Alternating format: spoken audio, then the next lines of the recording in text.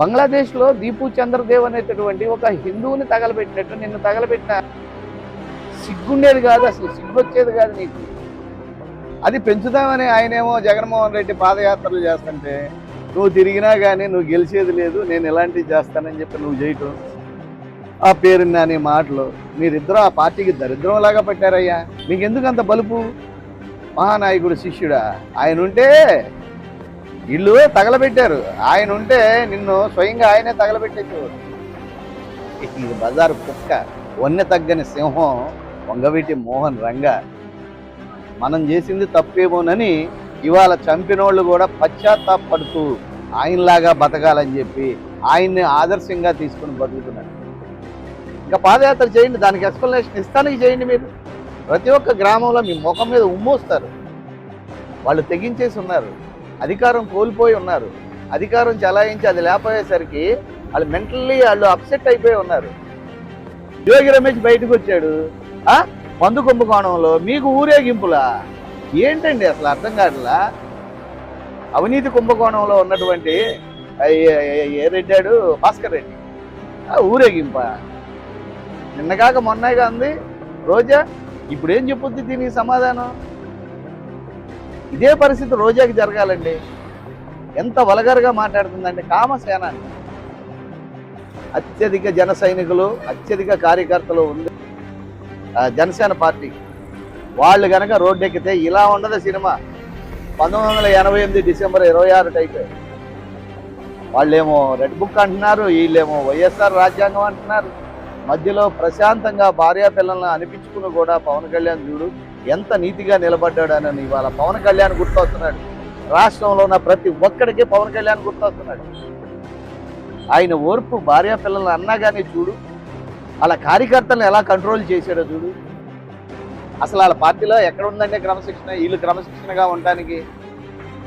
జగన్మోహన్ రెడ్డి గారు వెళ్ళేమో తెనాల్లో కానీ ఇంకోసారి కానీ రౌడీ షీటర్లతో ఉంటాడు. ల్యాండ్ ఆర్డర్ కంట్రోల్ చేసి రాష్ట్రానికి అనేక వందల సంవత్సరాలుగా ప్రాణం పోస్తున్నటువంటి పోలీస్ డిపార్ట్మెంట్ని ఎక్కడున్నా తీసుకొచ్చి తంతానంటాడు, పట్లోపడు తీస్తానంటాడు. అలాంటి మాటలు మాట్లాడేటప్పుడు వీళ్ళకి మాత్రం వల్గర్గా మాట్లాడాలని అనిపించదా? చాలా దారుణంగా ఉన్నాయి రాష్ట్ర రాజకీయాలు. అయ్యా, ఎమ్మెల్యేలు శాసనసభ్యులు గౌరవనీయులైన అంబటి రాంబాబు గారు మాట్లాడిన మాటలు మరీ దారుణంగా ఉన్నాయి. ఎలాంటి సబ్జెక్ట్ అయినా సందర్భోచితంగా మరో చాగంటి కోటేశ్వరరావు లాగా చక్కగా వ్యంగ్యంగా నవరసాలు పండిస్తూ నవరసాలతో పాటు డాన్సులు కూడా చేస్తూ చక్కగా చెప్పగలిగే కెపాసిటీ ఉన్నటువంటి మరి అంబటి రాంబాబు గారు ఎందుకు సహనం కోల్పోయి అంత దారుణంగా మాట్లాడాల్సి వచ్చిందో మాకు కూడా కించిత్ బాధగా ఉంది. అది ఎంత దారుణమైన పదాలు ఉపయోగించాడో చూడండి. మీరు అధికారంలో లేనప్పుడు తిడతారు, అధికారంలో ఉన్నప్పుడు అసెంబ్లీలో అదే ఎన్టీఆర్ గారి భార్యని, చంద్రబాబు గారి భార్యని కానీ, అదే పవన్ కళ్యాణ్ భార్యని కానీ మీరు మాట్లాడిన మాటలు అన్న మాటలు అస్సలు ప్రజలందరూ గమనించి మీకు ఇంత గడ్డి పెట్టి 11 సీట్లు ఇచ్చి కూర్చోబెట్టినా మీకు బుద్ధి రావట్లేదండి. అసలు ఆ పార్టీని ఏం చేద్దాం అనుకుంటున్నారు మీరు? మీరా స్పోక్స్ పర్సన్స్? అదే విమర్శ? అంత దారుణంగా మాట్లాడొచ్చా? ఇవాళ గొడ్డను కాసుకునేటటువంటి కౌలుకు ఉండేటటువంటి కౌలుదారులు కూడా అలాంటి పదాలు వాడతలేదే. లారీ ఫీల్డ్ అయ్యి ఉన్నటువంటి లారీ క్లీనర్లు, డ్రైవర్లు కూడా అలాంటి పదాలు వాడతలేదే. ఆ భాష అండి, అది ఉచ్చరించడానికి కూడా దారుణంగా ఉంది. ఆ రోజు చూస్తే ఆ రోజున పవన్ కళ్యాణ్ గారి భార్య పిల్లల్ని ఎంత దారుణంగా మాట్లాడారు. అలాంటి రౌడీ షీటర్ బూరగడ్డ అనిల్ కుమార్కి పెద్ద నవరసాలు పండించి ఎవరినోరైనా మోపించేటటువంటి అసెంబ్లీలో కానీ బయట కానీ మంచి వక్తగా పేరుందే నీకు. అంబటి రాంబాబుకి దెర్ హెస్ నో డిఫరెన్స్ అండి. ఇవాళ నువ్వు కూడా ఒక బజారోడికి మళ్ళీ రౌడీలాగా తయారై రోడ్డెక్కి అనరాని మాటలని ఎంత దారుణంగా ఉందండి ఆంధ్రప్రదేశ్లో. ఇవాళ నిన్న నుంచి వాళ్ళ మీడియానే, వాళ్ళ వైఎస్ఆర్ సోషల్ మీడియా మరి రైల్వే కోడూరు ఎమ్మెల్యే విషయంలో జరిగిన విషయాలకి జనసేన మీద, పార్టీ నాయకుడు అయినట్టు పవన్ కళ్యాణ్ మీద పడిపోతున్నారు అడ్డగోలు. మీరు మాట్లాడిన మాటలకి ఆ ట్రోలింగ్ అంతా పోయింది. ఇవాళ నీ ట్రోలింగ్ బయలుదేరిపోయింది ఇప్పుడు. ఇక ప్లస్ నిన్న కర్నూలు జిల్లాలోనూ అనంతపురంలోనూ పెద్దిరెడ్డి ముఖ్య అనుచరుడు ఎవరో భార్యను తీసుకుని వెళుతూ ఆ భర్తకు కనపడేసరికి భర్త పట్టి కొట్టి ఆ అమ్మాయి నేను వాడిని వాళ్ళ భార్యను ఆయన తీసుకెళ్లే పరిస్థితి. మీరే కదండి అవకాశం ఇచ్చింది ఇప్పుడు అధికార పార్టీకి. వాళ్ళ నేతను అంత దారుణంగా మాట్లాడి చేస్తే వాళ్ళకి ఎట్టా ఓర్పు ఉంటుంది? ఇంకా వాళ్ళకి ఓర్పు ఉందండి. మీ ఇంటి మీద పడి మీ భవనాలు లేదా మీ ఫర్నిచరు మీ కారు తగలబెట్టారు. బంగ్లాదేశ్లో దీపు చంద్రదేవ్ అనేటటువంటి ఒక హిందువుని తగలబెట్టినట్టు నిన్ను తగలబెట్టిన సిగ్గుండేది కాదు, అసలు సిగ్గొచ్చేది కాదు నీకు. అదేండి, ఎందుకండి ఇలాంటి పనులు చేసుకుంటున్నారు? అరే అధికార పార్టీ 50% ఓటింగ్తో ఉంది, 40% మీకుంది, 10% డిఫరెన్స్. అది పెంచుదామని ఆయనేమో జగన్మోహన్ రెడ్డి పాదయాత్రలు చేస్తుంటే నువ్వు తిరిగినా కానీ నువ్వు గెలిచేది లేదు, నేను ఇలాంటివి చేస్తానని చెప్పి నువ్వు చేయటం, ఆ పేరుని అనే మాటలు.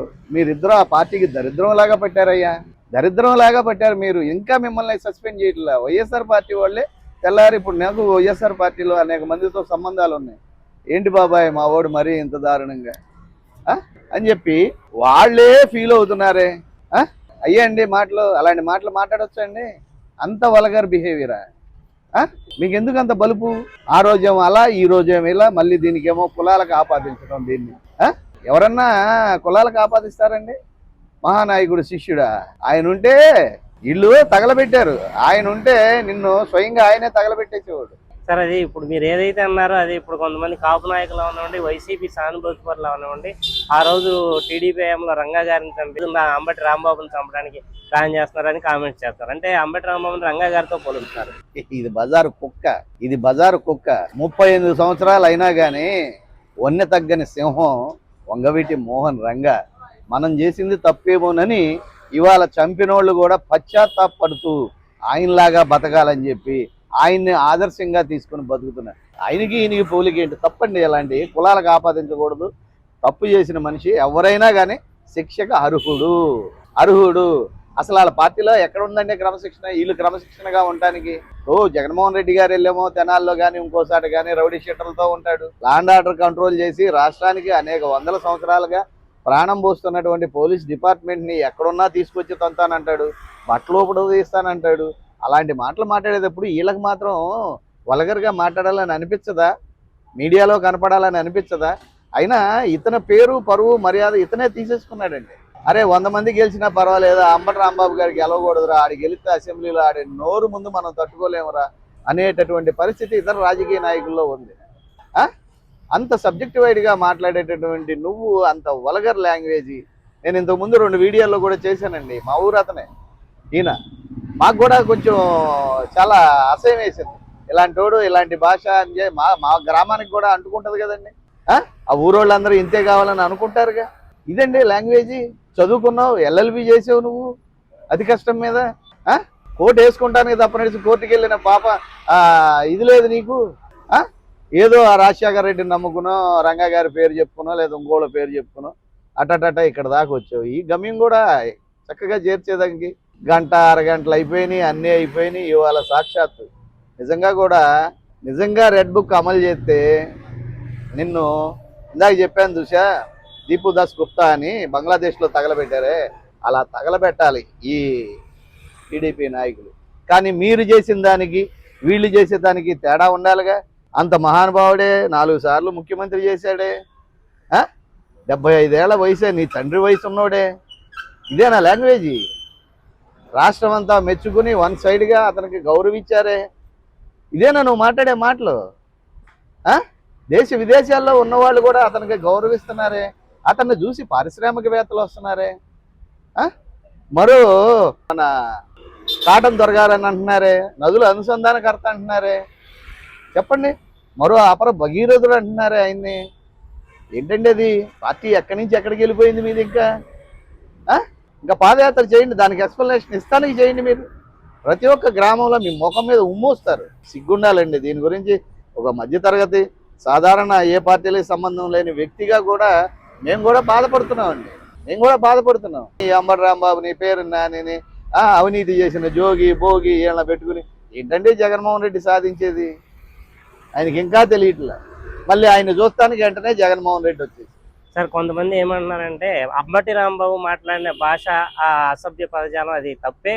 కాకపోతే టీడీపీ వాళ్ళు వెళ్ళి దాడులు చేయడం, టీడీపీ వాళ్ళు అంబటి రాంబాబు ఇంటి మీదకి వెళ్ళి అది రాజ్యాంగబద్ధం కాదు. గతంలో పవన్ కళ్యాణ్ గారిని కామెంట్ చేసినప్పుడు, వ్యక్తిగతంగా దోషం చేసినప్పుడు ఇప్పుడు చేసిన వాళ్ళంతా ఏమయ్యారు? చాలా మంది అప్పుడు మాట్లాడిన వాళ్ళు ఇప్పుడు మాట్లాడుతున్నారు. మీడియా వారు మీరు కూడా భలే ఫిట్టింగ్లు పెట్టే మాటలు మాట్లాడతారే.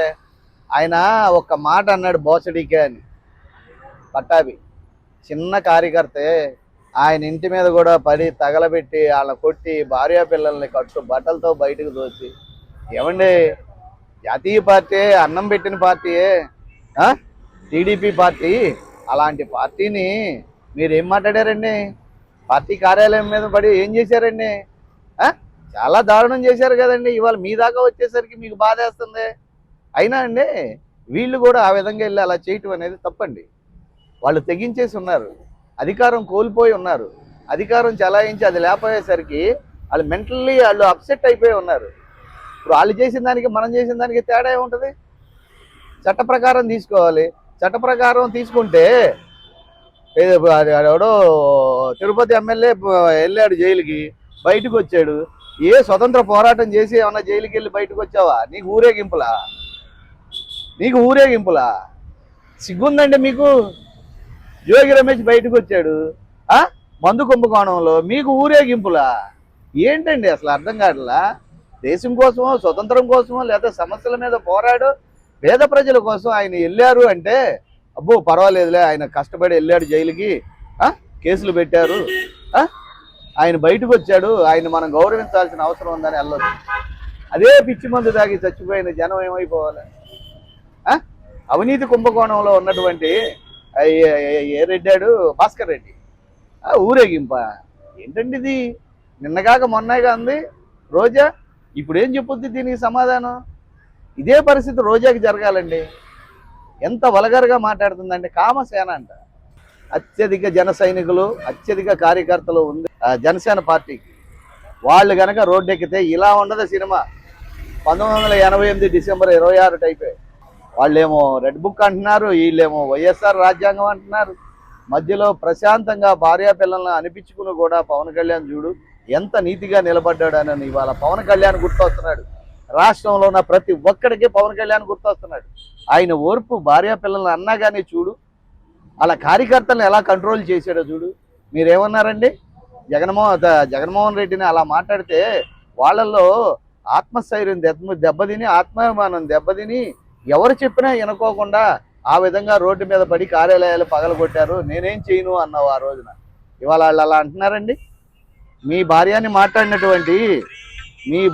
మాట్లాడినటువంటి అతన్ని, ఎవరిని, ఒక స్పోక్స్ పర్సన్ని ఇమ్మీడియట్లీ సస్పెండ్ చేసి కేసు కట్టి జైల్లో పెట్టారు.